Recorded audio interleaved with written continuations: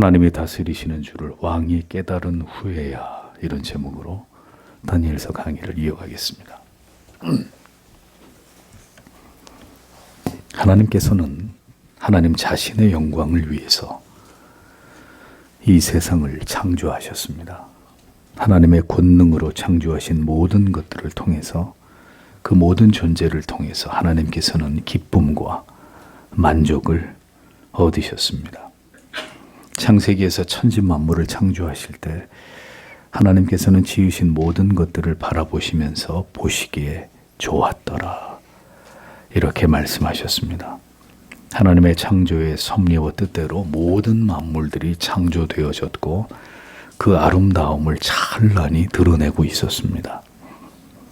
하나님은 이제 다른 모든 피조물들과 달리 하나님의 속성과 성품을 따라서 인간을 창조하셨습니다. 인간은 다른 동식물과 달리 영혼을 가지고 있어 하나님과 교통하고 교제하며 하나님의 뜻을 분별하고 자발적으로 그 뜻에 순종할 수 있는 존재로 스스로 생각하고 판단하고 행할 수 있는 의지를 부여하심으로 인간을 동물들과 구별되게 하나님은 창조하셨습니다. 하나님께서는 인간의 지정의를 통해서 하나님을 깊이 알아가고 경험하며 경외하고 신뢰하게 되므로 하나님을 지극히 사랑하는 자들이 되어져 가기를 인간들에게 기대하셨습니다.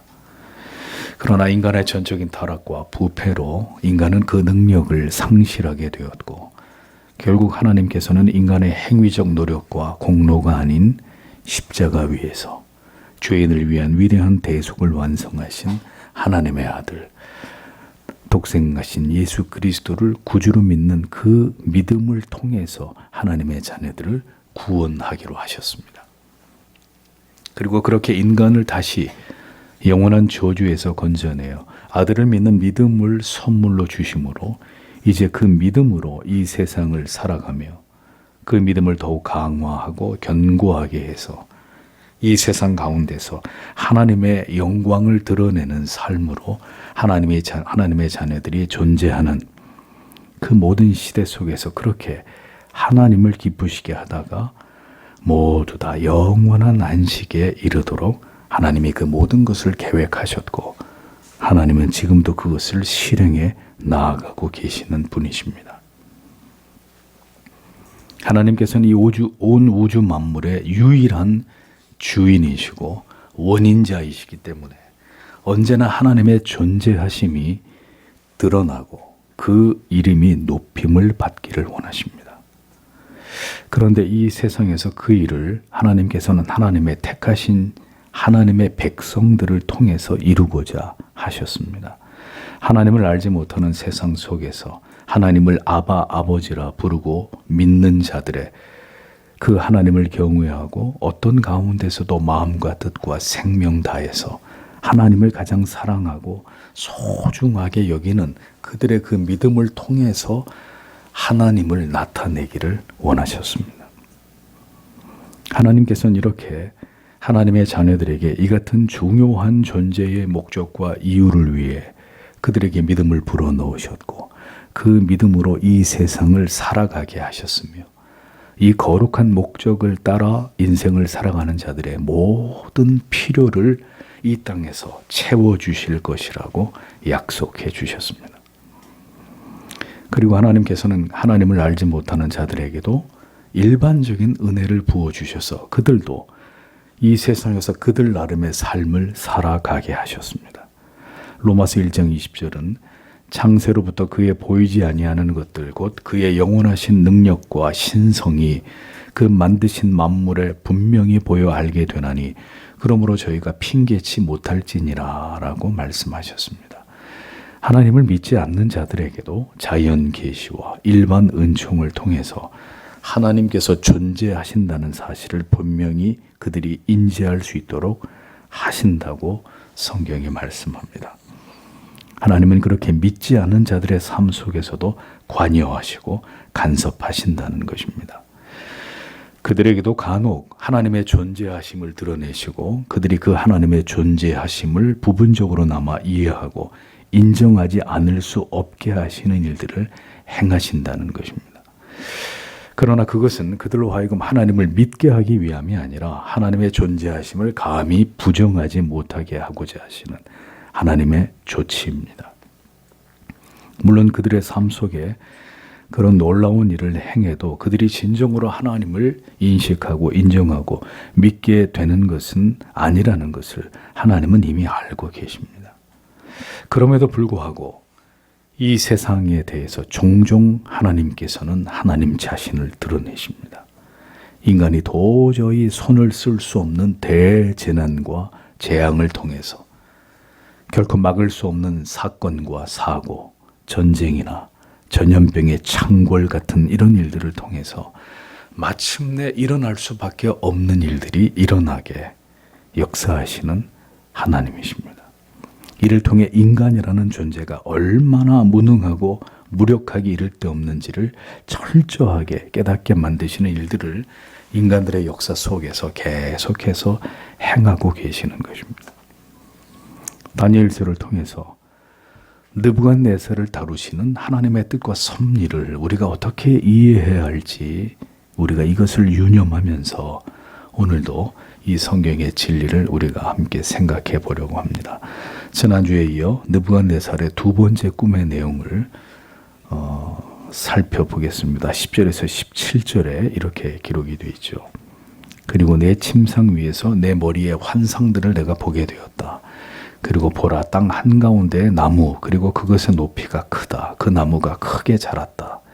그리고 그것이 강했다. 그리고 그것의 높이가 하늘들로 도달한다. 그리고 그것의 광경은 온 땅의 끝에서도 보인다. 그것의 잎은 아름답고 그것의 열매는 많고 그것 안에 모든 자를 위한 음식이 있다. 들의 짐승이 그것 아래서 은신했다. 그리고 하늘들의 새들이 그것의 큰 가지들에 산다. 그리고 모든 육체에 있는 것이 그것으로부터 먹게 된다. 내가 내 침상 위에서 내 머리의 환상들 중에서 보고 있었다. 그런데 보라, 천사, 즉 거룩한 자가 하늘로부터 내려온다. 힘있게 부르고 이렇게 말한다. 너희는 그 나무를 베어 넘겨라. 그리고 너희는 그것의 가지들을 잘라내라. 너희는 그것의 잎을 제거하라. 그리고 너희는 그것의 열매를 흩뜨려라. 짐승은 그것의 아래로부터 그리고 새들은 그것의 가지들로부터 달아날 것이다.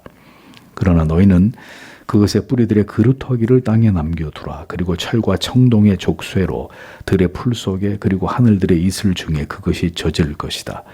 그리고 그것의 몫은 짐승과 더불어 땅의 풀 속에 그의 마음이 사람으로부터 바뀔 것이다. 그리고 짐승의 마음이 그에게 주어진다. 그리고 7대들이 그에게 대해 지나갈 것이다. 판결은 순찰자들의 명령으로 그리고 그 일은 거룩한 자들의 말이다. 살아있는 자들이 가장 높으신 분께서 사람의 왕국에 대해 다스리시고 그분께서 원하시는 누구에게든지 주시고 그분께서 그의 위에 비천한 자들을 세우시는 것을 알게 하려는 이유 때문에 이렇게 직역이 됩니다. 자, 이것은 느부갓네살이 꾼 두 번째 꿈의 내용입니다. 느부갓네살의 꿈에서 높이가 하늘에 닿을 때까지 자란 땅 끝에서까지 한눈에 들어오는 어마어마하게 큰 나무를 그가 꿈에서 봅니다. 이 나무는 아름답고 열매는 너무나 풍성해서 들짐승과 공중의 새가 그 그늘에 머물고 모든 사람들이 그 나무에서 열매를 얻고 있었다는 거죠. 그런데 한 거룩한 자가 하늘에서 내려와서 그 나무를 베어버리고 그 가지를 꺾고 잎사귀와 열매를 다 떨구어 버리고 짐승들과 새를 그 큰 나무의 그늘과 가지에서 쫓아내라고 호령했다는 것입니다. 이어 그 뿌리와 그루터기는 그러나 땅에 남겨두고 나무를 철과 놋줄로 얽어매어 이슬을 맞게 하고 짐승의 마음으로 7회를 지나가게 하라고 이렇게 말했다는 것입니다. 그리고 이렇게 하는 것은 지극히 높은 자가 인간 나라를 다스리는데 자기의 주권대로 통치권을 누구에게든지 행사할 수 있고 천한 자를 높이 세우는 그런 능력이 오직 그 위대하신 가장 높으신 그분에게 있다는 사실을 알게 하기 위함이다. 이렇게 기록하고 있습니다. 느부갓네살의 꿈속에 나타난 한 순찰자, 한 거룩한 자의 말은 바로 이 꿈을 푸는 열쇠가 되고 있습니다. 그 거룩하신, 그 지존하신 분이 지금 느부갓네살에게 이 지엄한 계시를 꿈을 통해 그에게 주셨다라는 사실을 우리가 알 수 있습니다. 중요한 사실은 느부갓네살을 깨닫게 하시기 위해서 꿈을 통해 이 계시를 주셨다는 사실이 그의 꿈 내용 가운데도 그대로 드러나고 있다는 점입니다. 이 꿈을 느부갓네살에게 주신 목적은 오직 여호와 하나님께 모든 주권이 있다는 사실을 그로 하여금 깨닫게 하기 위함이었습니다. 강력한 패권 국가의 왕으로 도도하고 오만하며 하나님을 멸시하던 느부갓네살에게 그 자리에 그를 있게 하신 분이 바로 여호와 하나님이시라는 사실을 하나님은 저 짐승 같은 느부갓네살이 알게 되기를 원하셨다는 것입니다. 이제 하나님께서 이 꿈을 통해서 그 뜻을 어떻게 실행해 나아가시는지를 성경은 우리에게 보여주고 있습니다. 하나님을 멸시하고 마음을 다해 하나님을 경외하지도 사랑하지도 않는 인생들에게 하나님께서 작심하시고 그들에게 하나님의 존재하심을, 하나님의 그 절대적인 주권을 나타내고자 하신다면 이제 그들의 인생 속에서 어떤 일들이 일어나게 되는지를 우리는 느부갓네살을 통해서 엿볼 수 있는 것입니다. 18절을 보십시오. 나 느부갓네살 왕, 내가 이 꿈을 보았다. 그리고 너 벨드사사라, 너는 그 해석을 말하라. 내 왕국의 모든 현자들이 내가 알도록 해석하는 모든 것을 할 수 없기 때문이다. 그러나 너는 너의 안에 거룩한 신들의 영 때문에 할 수 있다. 이렇게 기록이 되어 있습니다. 느부갓네살은 모든 꿈의 내용을 다니엘에게 말한 이후에 이제 그 꿈에 대한 해석을 그에게 요구하고 있습니다. 어떤 박사도 알지 못하는 꿈의 의미를 신들의 영을 소유한 다니엘이라면 능히 풀어줄 것이라고 믿으면서 그에게 매달리고 있었습니다. 느부갓네살이 도무지 자기의 꾼 꿈의 그 의미를 알지 못하듯이 세상 사람들은 자기들의 인생에서 경험하게 되는 갑작스럽게 찾아온 모든 고난과 위기들의 그 의미를 알 수가 없습니다. 그들은 그 모든 일들이 일어나는 이유를 아는 것이 허락되지 않았기 때문입니다. 그래서 세상 사람들은 자기들의 인생 속에 일어나는 모든 일들이 그저 다 자신들의 운명이라고 여깁니다. 그래서 그들은 하나님을 찾지 않습니다. 그렇게 자신들의 인생의 숙명처럼 드리워진 모든 일들을 맞이하면서 슬프면 슬픈 대로, 고통스러우면 고통스러운 대로 그렇게 인생을 살아갈 뿐입니다.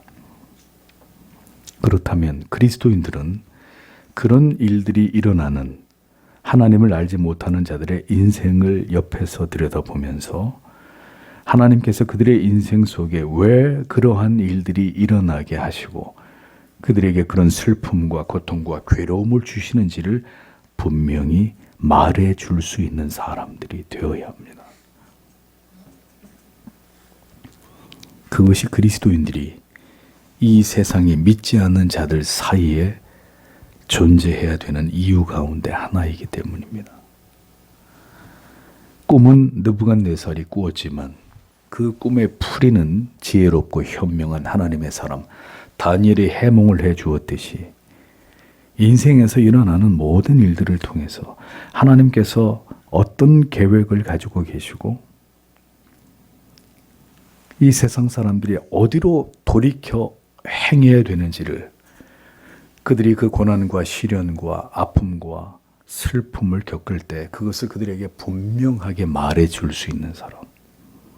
당신의 인생에 왜 이런 일들이 일어나고 인생이 왜 그렇게 괴로움과 고통과 슬픔으로 가득 찰 수밖에 없는지에 관해서 정확하게 그 이유를 말해 줄 수 있는 사람들, 그들이 그리스도인들이 되어야 한다는 겁니다. 인생이 왜 이토록 힘겹고 내 인생에 왜 이런 일들이 일어나는 것이고 왜 모든 것은 내가 원하는 대로 되지 않고 언제나 예기치 못한 일들이 일어나는 것이며 인생의 대부분의 날들은 기쁘고 즐겁고 행복한 날들보다는 왜 항상 염려하고 걱정하고 근심하며 살아가야 하는 날들로 가득한 것인지 사람의 지혜로 결코 알 수 없는 그 해답을 하나님의 사람들은 성경의 진리를 통해서, 복음을 통해서 하나님께서 주신 지혜와 명철로 이에 관한 현명한 답을 그들에게 줄 수 있어야 한다는 것입니다. 이를 통해서 그들이 마침내 하나님 앞에 겸손히 무릎을 꿇고 하나님을 찾으며 하나님 앞으로 나아올 수 있도록 그들을 하나님께로 이끄는 사명을 우리가 이 땅에서 감당해야 되는 것입니다. 다니엘처럼. 그렇게 참된 생명의 길로 인도하는 그 사명을 위해서 하나님은 우리를 먼저 부르신 것입니다. 우리를 먼저 훈련하십니다. 우리의 삶 속에서 먼저 하나님을 향한 분명한 믿음을 배양시키시고 그것을 확증하는 일을 행하시고, 그래서 우리의 믿음이 견고해지도록 우리의 삶을 섭리해 나아가시는 하나님이십니다. 성도 여러분, 보이지 않고 들리지 않지만 살아계신 하나님의 존재하심을 말해 줄 수 있고 진리를 통해서 하나님의 음성을 이 세상에 들려주어야 될 자들이 누구이겠습니까? 바로 우리들이란 말이죠. 하나님을 부정하고 느부갓네살처럼 교만하고 도도하게 그렇게 자기를 사랑하고 자신이 제일 잘났다고 여기면서 살아가는 자들에게 하나님이 어느 날 그들의 인생을 슬프고 괴롭고 고통스럽고 고독한 길로 밀어넣으실 때 그들에게 바로 이 예수 그리스도의 복음을 들려주고 십자가의 그 위대하신 사랑을 말해줄 자들이 바로 하나님의 자녀들, 이 시대의 다니엘과 같은 사명을 가진 우리들이 되어야 하고 바로 그것이 우리의 사명과 존재의 이유라는 사실을 여러분들은 분명히 아셔야 한다는 겁니다. 19절에 이제 느부갓네살에게 답변하고 있는 다니엘을 보겠습니다. 그때 그의 이름이 벨드사살인 다니엘이 한순간에 소스라치게 놀랐다. 그리고 그의 생각들이 그를 당황하게 한다. 왕이 대답하고 말하되 벨드사살아, 그 꿈과 해석이 너를 놀라게 하지 않을 것이다. 벨드사살이 대답하고 말하되 내 주여, 그 꿈이 당신이 미워하는 자에게 그리고 그것의 해석은 당신의 원수들에게 이렇게 기록되어 있습니다. 하나님의 사람 다니엘은 느부갓네살 왕을 통해서 꿈에 관한 이야기를 듣게 되자 즉시 그 꿈의 내용이 심상치 않다는 사실을 깨닫게 됩니다. 바벨론의 왕에게 찾아오셔서 말씀하고 계시는 하나님의 음성을 다니엘은 즉각 분별하게 됩니다. 하나님의 영이 함께 하시는 다니엘이었기 때문에 이미 그는 그 꿈이 무엇을 의미하는지를 통찰하고 있었던 것입니다. 다니엘은 느부갓네살의 그 꿈으로 인해서 앞으로 일어날 일들로 인해서 느부갓네살이 당하게 될 그 고통과 그에게 일어날 여러 상황과 변고들에 대해서 즉각적으로 이것을 인지할 수 있게 되었습니다. 그로 인해 다니엘은 한동안 큰 충격을 받은 상태에 이르게 되었고 마음에 번민을 갖게 되었다고 기록하고 있습니다. 놀라 벙벙하며 라고 번역된 원문의 의미는 소스라치게 놀라다, 마비되다 이런 뜻입니다. 그러니까 느부갓네살의 꿈 얘기를 듣자마자 즉시 다니엘은 그것이 뭘 의미하는지를 알게 됐고 그것 때문에 충격을 받아서 그의 마음과 생각이 일순간 정지돼 버린, 마비돼 버린 이런 상태에 다니엘이 이게 됐다는 것입니다. 자, 그런데 한번 생각해 보십시오. 지금 하나님께서 느부갓네살을 멸하시겠다는 사실을 꿈으로 그에게 계시하셨습니다. 다니엘은 그 내용을 간파했습니다. 자, 여러분 같으면, 우리 같으면 어떻게 할까요? 속으로 뛸 듯이 기뻐하지 않았겠습니까? 거룩한 하나님의 도성을 유린하고 성전을 불태워버리고 많은 유대인들을 포로로 끌고 온 이 잔인하고 포악한 짐승 같은 이교도의 왕이 마침내 하나님의 징벌을 받아서 폐위가 된다. 이 사실을 알게 되었다면 우리는 아마 환호를 질렀을 것입니다. 그러나 하나님의 사람 다니엘은 그렇게 반응하지 않았습니다. 그는 진심으로 이제 느부갓네살에게 임하게 될 그 미래에 대해서 깊이 우려하고 당황하면서 그는 근심하고 있었습니다. 그는 왕을 염려하고 있었고 왕의 미래에 대한 깊은 우려를 갖고 있었습니다. 그는 그렇게 하나님이 세우신 느부갓네살 왕에게 신하로서의 모든 도리와 충성을 다하고 있었던 것입니다. 그는 느부갓네살의 꿈을 통해 인지하게 된 그에게 닥친 충격적인 미래에 관한 계시를 깨닫고 깊은 연민과 마음의 큰 눌림을 느끼고 있었습니다. 그는 어찌 되었건 느부갓네살을 통해서 고위 관직에 오르게 되었고 왕의 절대적 신임을 얻고 있는 그런 처지였습니다. 그리고 하나님의 뜻과 섭리 가운데 그는 느부갓네살에게 하나님의 뜻을 가감없이 분명하게 전달해야 되는 사명이 자신에게 주어져 있다는 것을 알고 있었기 때문에 그는 지금 심히 당황스러움을 느끼고 있었던 것입니다. 비록 이방의 왕을 보필하는 자리라 할지라도 그 자리는 하나님이 그에게 허락하신 자리이고 또한 그 일을 잘 감당하는 것이 하나님의 뜻과 섭리에 부합하는 일이었기 때문에 자신이 섬기고 있는 왕에게 하나님이 이러한 징계를 허락하실 것이라는 사실에 대해서 느부갓네살은 심히 안타까움을 느끼고 있었다는 것입니다. 그는 말하기를 그 꿈이 차라리 왕을 미워하는 자들에게 응하기를 원하고 그 꿈의 내용이 왕의 대적들에게 이루어지기를 원한다고까지 이렇게 말하면서 느부갓네살에 대한 충정을 드러내고 있었습니다. 악한 이방의 왕이라도 다니엘은 그 왕권이 하나님께로부터 비롯되었다는 것을 인정하고 있었기 때문에 느부갓네살에 대해서 그런 마음을 가질 수 없었던 것입니다. 다윗도 자신을 그토록 미워하고 죽이고자 하던 사울 왕이었지만 그가 하나님께로부터 기름 부음 받은 자였기 때문에 그는 사울을 헤아려 한 적이 없었습니다. 악한 상관이라 하더라도 그를 모시고 함께 일을 해야 하는 것이 하나님의 뜻이라면 우리는 그 하나님의 섭리와 뜻과 권위에 대해서 인정하고 우리가 해야 할 일들을 세상 속에서도 최선을 다해야 될 숭고한 의무가 있다는 사실을 기억해야 합니다. 이 악한 세상에 대해서 마침내 하나님께서 징벌하시고 심판하심이 하나님의 뜻이라면 가차없이 그 일이 이 땅에 이루어지고 수많은 사람들이 고통을 당해야 하겠지만 우리는 그렇게 되어질 일들에 대해서 심히 우려하고 염려하고 그래서 이 땅을 위해 이 나라를 위해 하나님의 긍휼과 자비가 임하시기를 간절히 기도하는 자들이 되어야 한다는 겁니다. 성도 여러분, 지금은 자다가 깰 때입니다.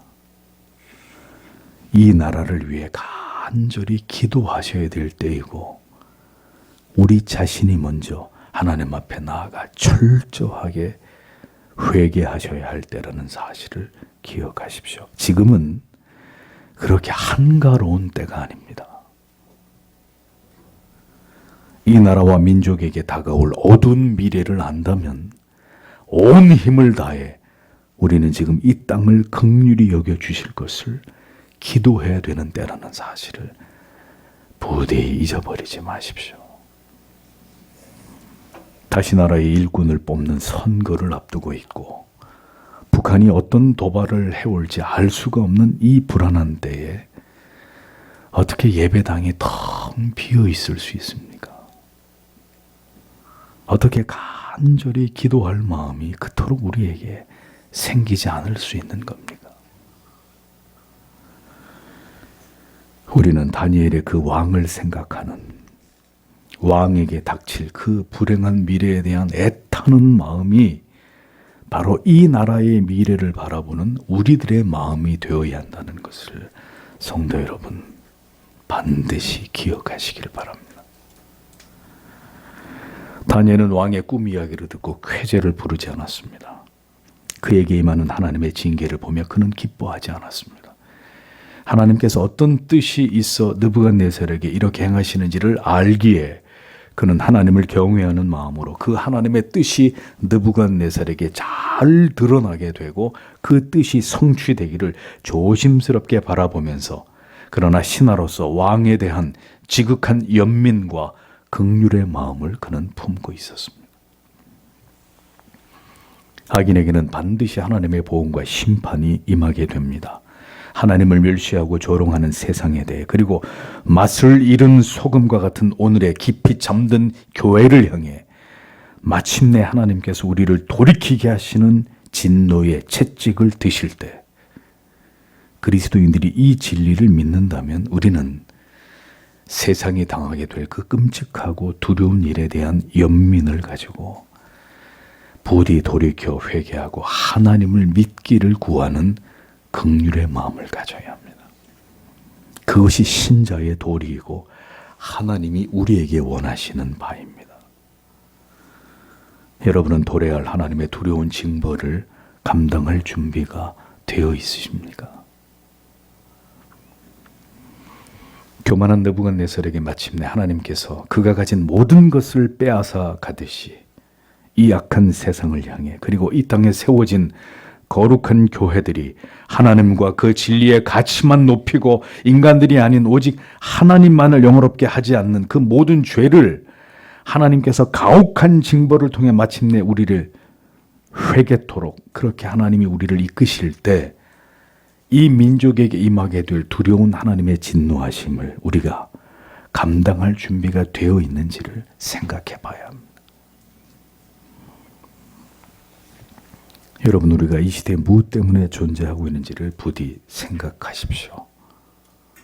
불신자처럼 살지 마시고 부디 깨어 기도하며 하나님을 찾으십시오.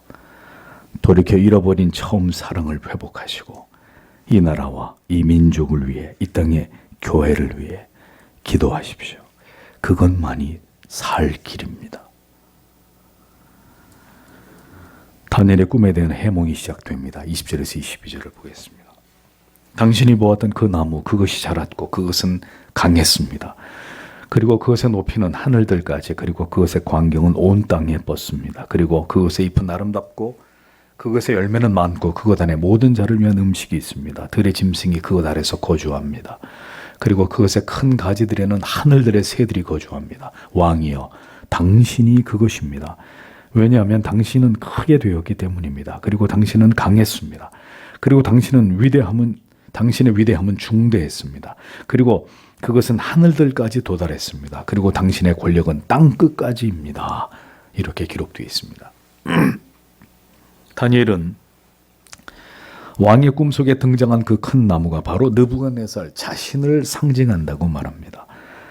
나무가 자라서 견고해지고 하늘에 닿을 정도로 높게 자라서 땅 끝에서도 볼 수 있을 정도로 거대하고 많은 열매를 맺어서 모든 동물들이 먹을 수 있는 식물을 내고 들짐승과 새들이 거처할 수 있는 처소가 되었다. 이 말의 의미는 왕의 권세가 더욱 강성해져서 그 권력이 하늘에 닿을 정도고 그 권세가 땅 끝에 이를 정도로 막강해지게 되었다는 그런 뜻입니다. 다니엘이 이렇게 설명을 합니다. 느부갓네살의 권력과 그 왕권의 힘이 더 강력해져서 여러 나라들과 민족들을 지배하게 되는 패권 국가로서의 위용을 온 나라와 열방 가운데 드러내게 될 것이라고 다니엘은 그 꿈을 통해 하나님이 주신 계시의 내용을 설명합니다. 그런데 이어지는 내용이 참으로 충격적입니다. 23절에서 26절을 보면, 그리고 왕이 천사 즉 하늘들로부터 내려오는 거룩한 자를 보았습니다. 그리고 말하되 너희는 그 나무를 베어 넘겨라. 그리고 너희는 그것을 파괴하라. 그럼에도 불구하고 너희는 그것의 뿌리들의 그루터기를 땅에 버려두라. 그리고 철과 청동의 족쇄로 들의 풀 속에 하늘들의 이슬 중에 그것이 젖을 것이다. 그리고 그것의 몫은 들의 짐승과 더불어 그것들이 그에 대해 7 떼들에게까지 지나갈 것이다. 왕이여, 그 해석은 이것입니다. 그리고 가장 높으신 분의 법령 그것이 내주 왕의 위에 도달했습니다. 그리고 당신은 사람으로부터 쫓겨나고 당신의 거처는 들의 짐승과 함께 있을 것입니다. 그리고 소들처럼 풀을 당신에게 먹일 것입니다. 그리고 하늘들의 이슬로부터 당신을 적시고 7 떼들이 당신 위에 지나갈 것입니다. 가장 높으신 분이 인간 왕국을 통치하시고 그분께서 원하시는 누구에게든지 그분께서 그것을 주시는 것을 당신이 알 때까지, 그리고 그들이 그 나무의 뿌리들의 그루터기를 버려두도록 말했기 때문입니다.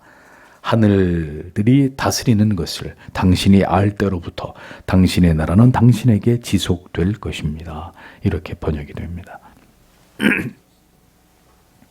순찰자, 하늘에서 내려온 거룩한 자라는 호칭을 통해서 그에게 받게 될 명령이 지극히 높으신 여호와 하나님께로부터 말미암았다는 사실이 밝혀지고 있습니다. 그러니까 이것은 매우 중대한 경고였다는 거죠. 나무를 베고 멸하라라는 의미는 느부갓네살이 하나님의 주권적인 섭리와 통치로 인해서 일거에 그의 왕국과 왕좌를 잃어버리게 됨을 뜻하는 것입니다. 철과 놋줄로 동이고 들 청초 가운데 있게 된다는 의미는 단단히 묶어둔 그루터기가 황폐한 곳에 놓여서 들풀이 거기에 무성하게 자라게 된, 이렇게 철저하게 버려진, 초라한 모습으로 버려진 이런 모습을 가리키는 것입니다. 그러니까 왕좌에서 쫓겨나서 들짐승들과 함께 거하면서 소처럼 풀을 뜯어먹고 머물 곳이 없어서 들판에 이슬에 젖을 수밖에 없는 이런 처량하고 가련한 신세로 바벨론의 왕이 하루아침에 그렇게 전락하게 될 것이라는 사실을 예언하고 있는 것입니다. 그리고 그 고통의 시간은 7대가 될 것이다.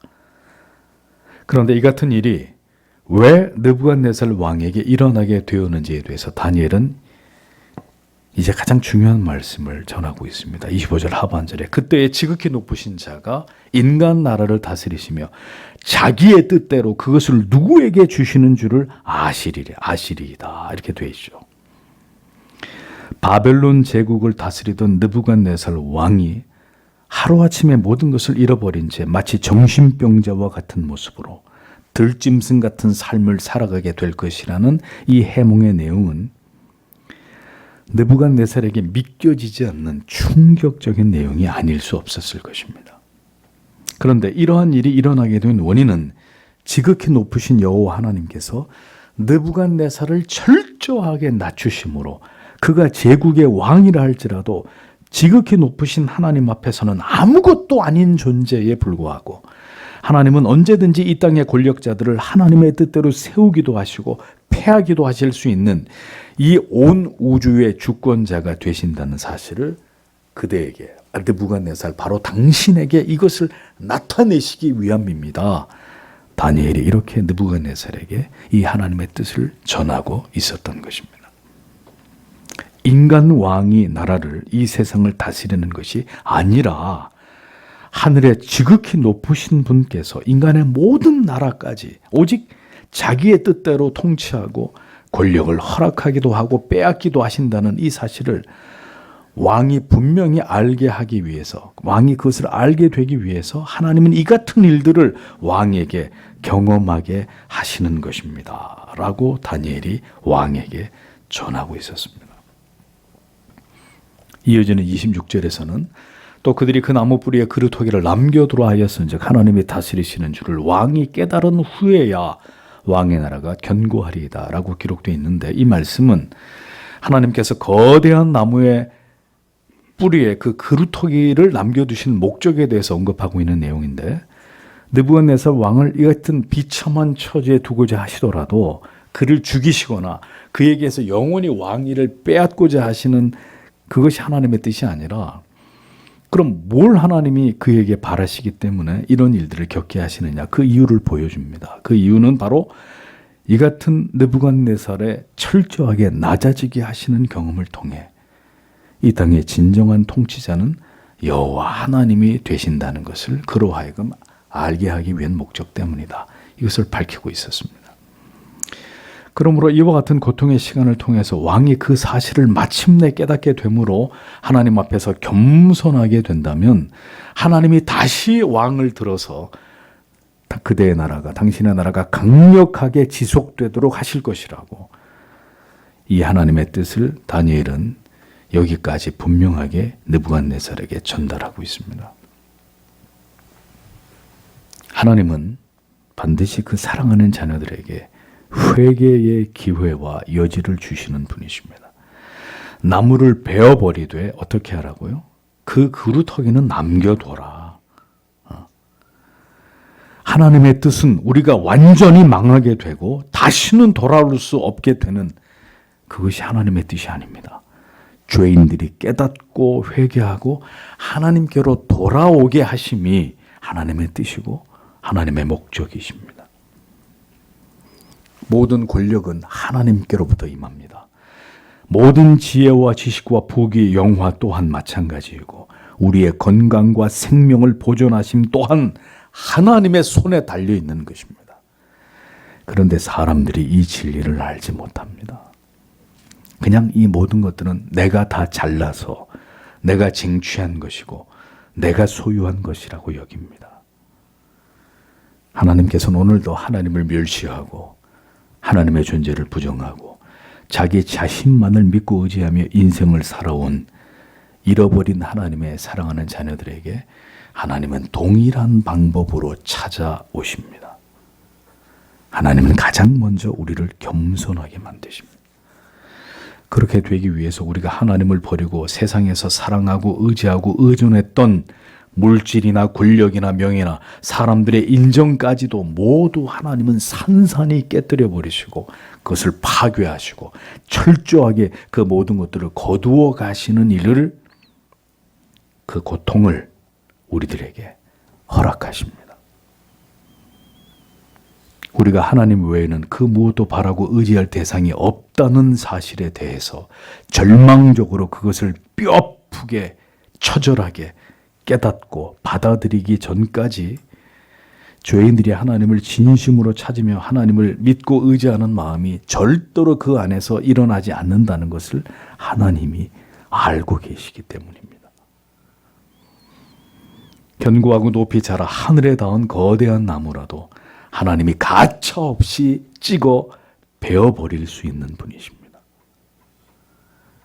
우뚝 솟은 수많은 빌딩과 최첨단화된 시설과 이 눈부신 이 나라가 이룩한 이 문명도 하루아침에 베어버리고 모두 잿더미로 만드실 수 있는 하나님이십니다.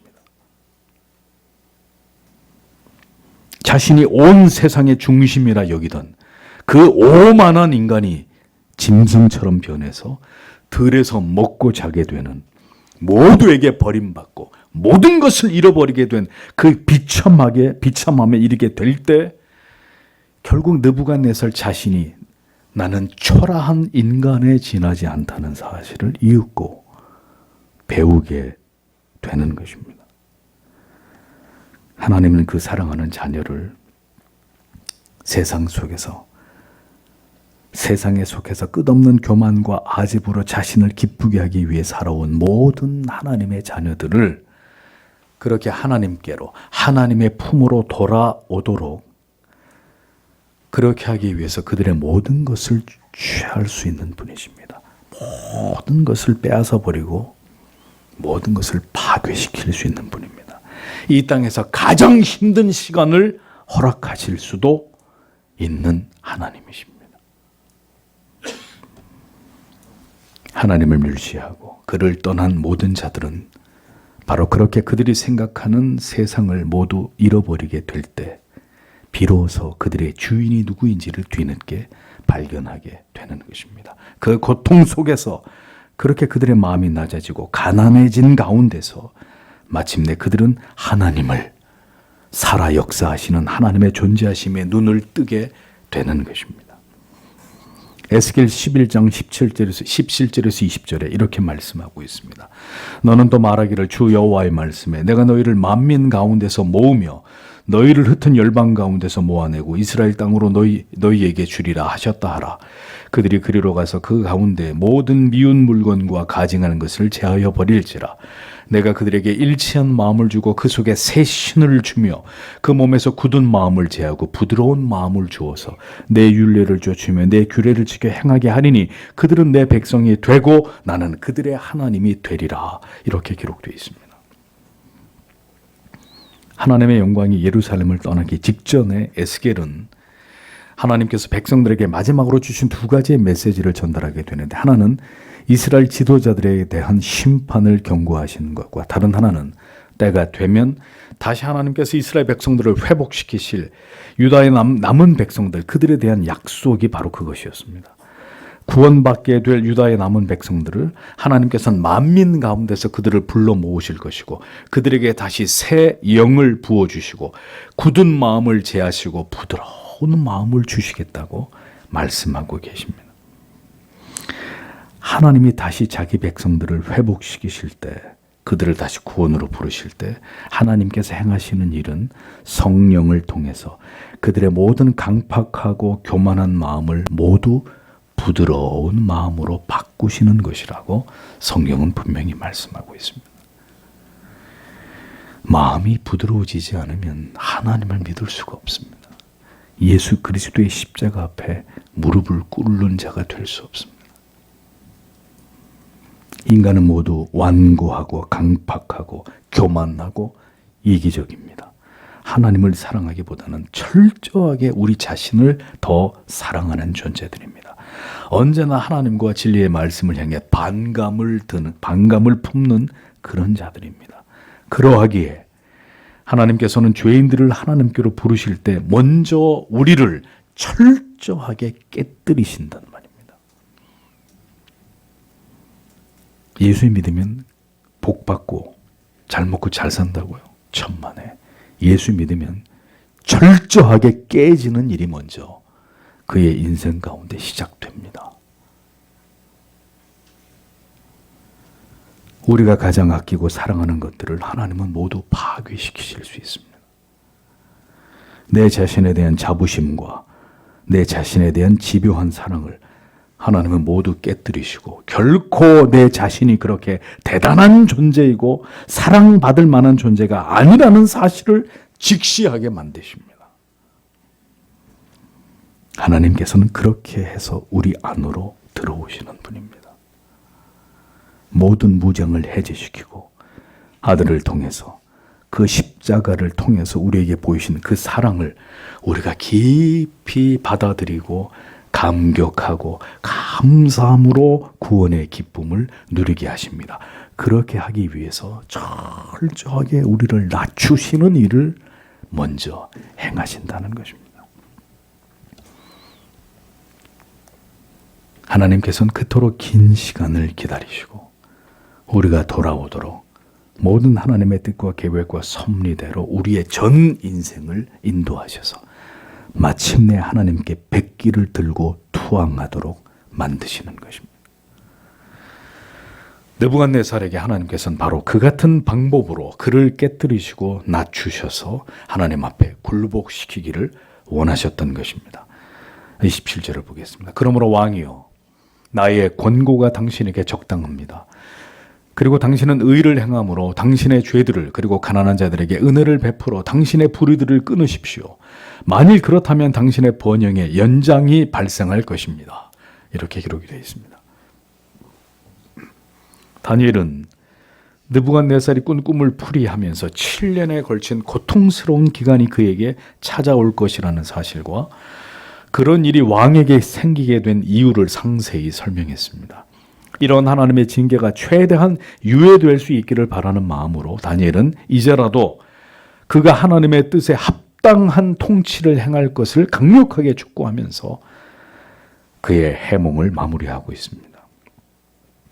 다니엘은 느부갓네살이 젊은 나이에 이렇게 강력한 제국을 건설하기 위해 수많은 사람들의 피를 흘리게 하고 강포와 억압과 착취를 통해 그의 권력을 오늘까지 강화시킨 일들에 대해서 그의 뼈를 때리고 있었습니다.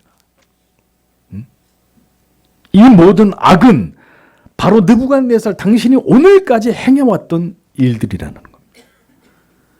이렇게 예리한 말로 왕에게 지금 회개를 촉구하면서 당신의 행위를 돌아보라고 촉구하고 있었던 것입니다. 자신이 왕에게 충심으로 드리는 이 조언을 듣고 제발 지금부터라도 공의를 행하고 가난한 자들을 긍휼히 여김으로 왕이 지금까지 지은 모든 죄를 속죄하라고 강권하고 있었던 것입니다. 다니엘은 자기의 목숨을 걸고 진심으로 느부갓네살 왕이 자신이 꾼 꿈의 심각성을 깨닫고 즉시 회개하고 하나님 앞에 엎드림으로 하나님의 긍휼 가운데 그의 왕권이 조금이라도 더 연장되기를 구하고 있었던 것입니다. 다니엘은 그가 제국을 통치하면서 오만하고 포악하며 불의하고 불법하게 나라를 다스린 것을 모두 회개하고 지금부터라도 공의와 선정을 베풀므로써 하나님께 죄사함을 받아 고통스러운 징벌의 기간이 조금이라도 더 유예되기를 간절히 소망하면서 왕에게 이것을 구하고 있었습니다. 이런 말들은 당시 신적인 존재인 왕에게 쉬할 수 있는 말이 아닙니다. 그럼에도 불구하고 하나님의 그 지엄하심 앞에서 느부갓네살이 살 길이 오직 이것뿐이라는 것을 다니엘은 알고 있었기 때문에 담대하게 왕에게 직언을 하고 있었던 것입니다. 하나님께서는 종종 이렇게 우리로 하여금 우리가 즉시 수정하고 돌이켜야 될 바에 대해서 여러 경로를 통해 그것을 듣게 하고 깨닫게 하시는 분입니다. 우리에게 지엄한 징계를 내리시기 전에 얼마든지 그것으로부터 피할 길을 거듭 우리에게 알려주신단 말입니다. 에스겔 33장 11절에서도 이스라엘 족속아 돌이키고 돌이키라. 너희 약한 길에서 떠나라. 어찌 죽고자 하느냐. 간곡히 선지자를 통해 말씀하셨던 하나님이십니다. 떠나지 않으면, 돌이키지 않으면 죽는다. 왜 죽음을 자초하려고 하느냐? 돌이켜서 사는 길을 선택하라고 하나님이 피 맺힌 호소를 자기의 종을 통해 이스라엘 백성들에게 전하셨습니다. 하나님께서는 이교도이며 이스라엘을 멸망케 한 이 이방의 왕에게도 이 같은 자비를 베푸시는 분이십니다. 물론 그 목적은 그에게 하나님을 드러내시기 위함이셨습니다. 그럼에도 불구하고 그를 죽이거나 내치지 않고 꿈을 통해 그의 교만을 깨닫게 하시고 왕권과 왕위를 빼앗아 짐승 같은 삶을 7년 동안 살아가게 하시면서까지 그에게 하나님 앞에서의 겸손을 가르치시는 인자하심을 보이십니다. 우리가 믿음이 없을 때나 연약할 때 하나님의 뜻을 전혀 분별하거나 깨닫지 못해서 고집스럽게 행하고 어리석은 길로 내려갈 때가 있습니다. 그럴 때마다 하나님께서는 오랜 시간을 인내하시며 여러 경로를 통해서 우리가 지금 서 있는 그곳이 얼마나 위험한지를 반드시 알게 하십니다. 그러나 그럼에도 깨닫지 못한다면 우리가 누리던 모든 것을 빼앗고 우리를 심히 어려운 고난과 역경의 길로 인도하시기도 하십니다.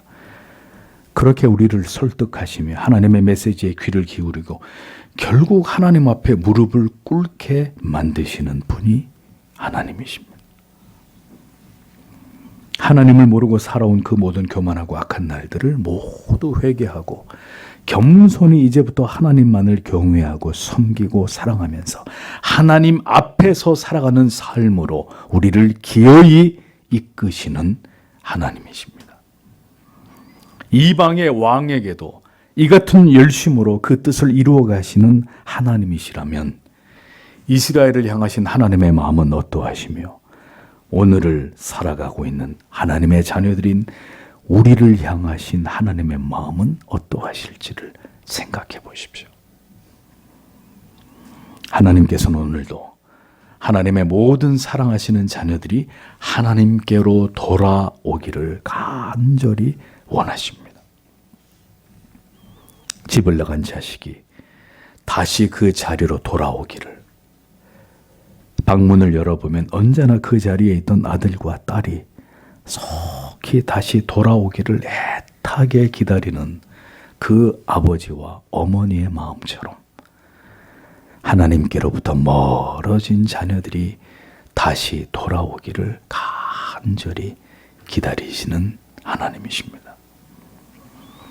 그러나 결국 그들의 의지와 노력으로 돌아올 수 없음을 아시기에 하나님께서는 탕자의 그 재산이 모두 탕진되게 하시고 돼지가 먹는 열매로 배를 채워야만 했던 그 비참한 지경까지 그 사랑하는 자녀들을 이끌어 가시는 분이십니다.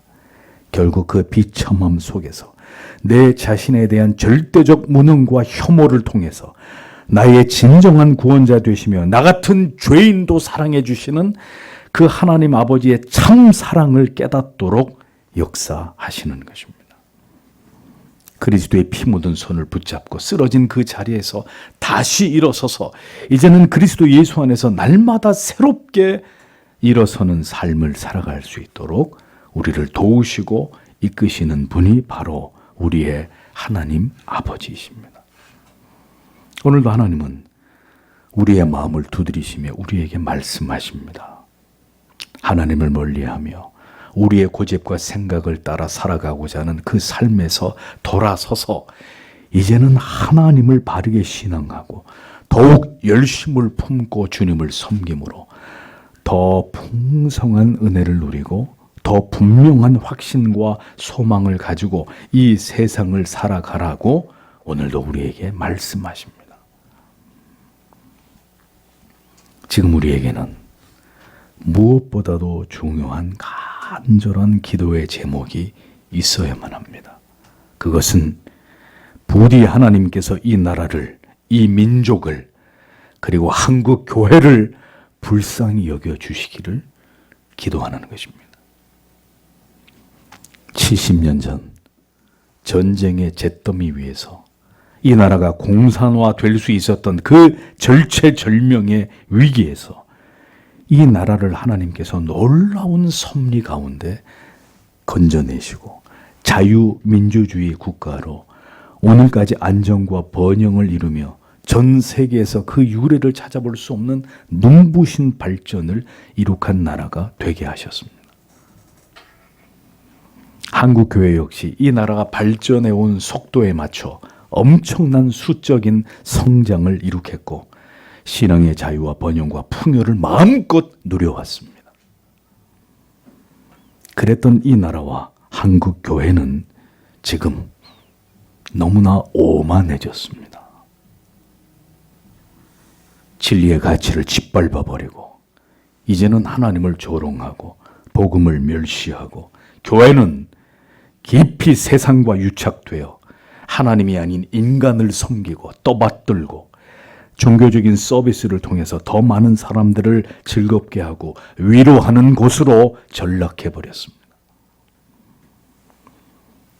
이 나라의 미래가 사라져가고 있습니다.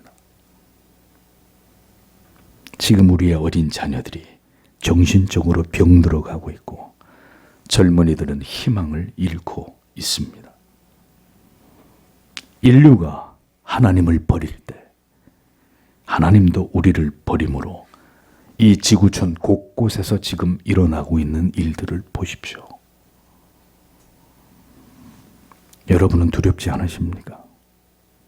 환난의 날에 대해서 대비가 되어 있으십니까? 주를 배울 준비가 되어 있으신가요? 하나님께서 어떻게든 이 나라와 한국 교회를 징계하고자 하신다면 이 강팍하고 죄악된 이 세상을 마침내 심판하고자 하신다면 내일이라도 한 달 뒤라도 어떤 일이 일어날지 여러분은 염려되지 않으십니까? 느부갓네살은 충심으로 느부갓네살에게 닥친 두려운 미래를 염려하므로 그가 무엇을 돌이켜 회개하고 죄를 속하고 하나님을 찾아야 될지를 다니엘은 느부갓네살에게 직언하고 있었습니다. 반드시 그렇게 해야만 왕의 평안함이 장구하게 될 것이라고 힘주어서 왕에게 말해 주었습니다. 성도 여러분, 지금은 우리가 다시 하나님을 찾아야 할 때이며 형식뿐인 우리의 무너진 예배를 회복하고 우리 마음 속에 있는 하나님보다 더 사랑하는 우상들을 모두 철저하게 깨뜨려야 할 때입니다. 느부갓네살을 향해서 최후의 통첩을 고한 다니엘처럼 우리도 이 시대를 향해 마지막 경고의 나팔을 울리고 우리 자신부터 다시 하나님 앞에 환골탈퇴하고자 하는 그런 마음으로 다시 무너진 신앙을 회복하고자 하는 결의와 결심을 품어야 할 때라는 사실을 기억하십시오. 예레미야 18장 5절에서 11절에 이런 말씀이 기록되어 있습니다. 때에 여호와의 말씀이 내게 임하니라 가라사대 나 여호와가 이르노라 이스라엘 족속아 이 토기장이 하는 것 같이 내가 능히 너희에게 행하지 못하겠느냐. 이스라엘 족속아 진흙이 토기장의 손에 있음 같이 너희가 내 손에 있느니라. 내가 언제든지 어느 민족이나 국가를 뽑거나 파하거나 멸하리라 한다고 하자. 만일 나의 말한 그 민족이 그 악에서 돌이키면 내가 그에게 내리기로 생각하였던 재앙에 대하여 뜻을 돌이키겠고 내가 언제든지 어느 민족이나 국가를 건설하거나 심으리라 한다고 하자. 만일 그들이 나 보기에 악한 것을 행하여 내 목소리를 청종치 아니하면 내가 그에게 유익해 하리라 한 선에 대하여 뜻을 돌이키리라. 그러므로 이제 너는 유다 사람들과 예루살렘 거민들에게 말하여 이르기를 여호와의 말씀에 보라 내가 너희에게 재앙을 내리며 계책을 베풀어 너희를 치료하노니 너희는 각기 악한 길에서 돌이키며 너희 길과 행위를 선하게 하라 하셨다라 라고 기록되어 있습니다. 주께서 사랑하시는 성도 여러분, 성경은 그 시대에도 오늘에도 하나님을 멀리하고 참 진리와 신앙을 버린 하나님의 자녀들을 향해 경고하고 계십니다. 이 엄중한 시대의 벽보를 통해 오늘도 우리에게 경고하고 계시는 이 하나님의 간곡한 부르심을 우리는 들어야 합니다. 우리를 설득하시며 돌이키라 말씀하시고 호소하시는 이 하나님의 뜻 앞에 순복하고 다시 십자가 앞으로 나아가는 우리들이 되어야 합니다. 간절히 하나님을 찾으며 오늘도 시시각각으로 우리에게 다가오고 있는 하나님의 진노가 유보되기를 부디 하나님께서 이 나라와 민족에게 긍휼을 베풀어 주시기를 우리는 기도해야 합니다. 오만하고 교만한 자에게는 악하고 목이 곧은 시대에는 결국 이러한 방식으로 하나님이 자기의 진노를 드러내셨다는 것을 우리는 성경을 통해 똑똑히 볼 수 있어야 합니다. 돌이켜 회개하고 예수를 믿음으로 더 뜨겁게 하나님을 경외하고 사랑함으로 부디 우리에게 남겨진 인생이 그 사랑과 은혜 안에서 참으로 복되고 감사한 날들이 되기를 우리는 하나님 앞에 간절히 이것을 소망하며 기도해야 합니다. 우리 모두에게 그 같은 하나님의 은혜가 임하여 조금 더 하나님께서 주시는 이 자유와 평강을 누리면서 하나님을 예배할 수 있는 이 자유의 날들이 조금 더 남아 있게 되기를 간절히 소원합니다. 진노 가운데서도 자기 백성들에게 긍휼을 잊지 않으시는 하나님의 은총이 이 마지막 시대를, 이 불안한 시대를 살아가는 우리 모두에게 함께하여 주시기를 축복합니다. 오늘도 주신 말씀을 생각하면서 성도 여러분 다 함께 하나님 앞에 간절히 기도하도록 하겠습니다. 기도하겠습니다.